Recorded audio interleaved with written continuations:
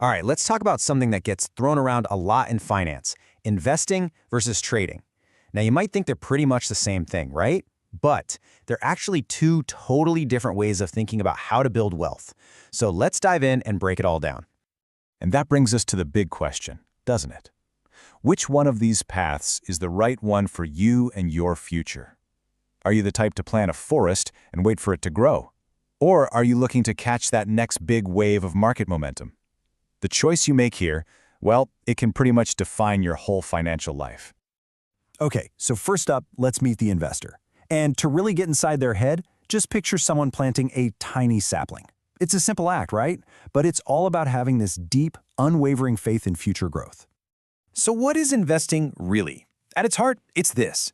You're buying and holding on to things like stocks because you genuinely believe they're going to be worth more way down the road. You're not just buying a blip on a screen, you're buying a small piece of an actual business. You believe in what they're doing, and the key words here are buy and hold. This is basically the investor's DNA. The goal isn't to make a quick buck, not at all. It's about that slow, steady buildup of wealth over years, sometimes even decades. And how do they do it? Through what's called fundamental analysis. They are digging into the nitty-gritty, the company's health, what's happening in the industry, to see if it's solid for the long run. And that requires a ton of patience. Remember that tree? Well, they're not just planting one, they're tending a whole forest, just trusting that over time, it's going to grow into something amazing. All right, now let's flip the coin and meet our other character, the trader. If the investor is that patient gardener, the trader is more like a thrill-seeking surfer. They're constantly scanning the horizon, just waiting for that perfect wave to ride. And this is where things get completely different.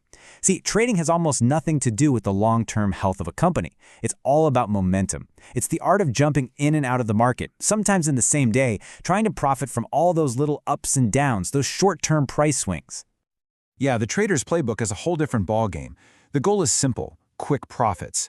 The time horizon could be days, hours, or even just a few minutes. And their method isn't digging through company reports, it's what we call technical analysis. They're glued to charts, looking for patterns, trying to predict which way the market is about to jump. This takes an incredible amount of agility and ice-cold discipline, because, just like surfing, if you hesitate for even a second, you can get totally wiped out. Okay, so we've met our two contenders. We've got the patient gardener on one side and the agile surfer on the other. Now it's time for the showdown. Let's put them side by side and really see where they clash. So here it is, the head-to-head. The investor's time horizon. We're talking years, decades even. The trader, they could be in and out in minutes. The investor's goal is to slowly accumulate wealth. The trader is hunting for quick profits. The investor uses fundamental analysis to really understand a business. The trader, they use technical analysis to read the market's mood. And it all boils down to psychology. The investor needs patience and deep conviction, while the trader needs razor-sharp discipline and the ability to stay emotionally detached. So, after all that, which one actually comes out on top? Especially when we're talking about building real, long-term wealth. Well, it's time for the verdict. And look, the answer is pretty clear. While a super skilled trader can definitely make some quick cash, it's a high-stress, super high-risk sprint. For almost everyone out there who's just trying to build a secure financial future, investing is the strategy that's built to win the marathon, not just a single lap. Why? Because its greatest ally is time itself. And this is the investor's secret weapon. Their superpower, really. It's called compounding. It's that magical process where the money you earn starts earning its own money. Imagine the tiny snowball at the top of a really, really long hill. At first, it's barely moving, but as it rolls, it picks up more and more snow, getting bigger and faster, until it becomes this massive, unstoppable force. That's the magic that patient, long-term investing can unlock for you.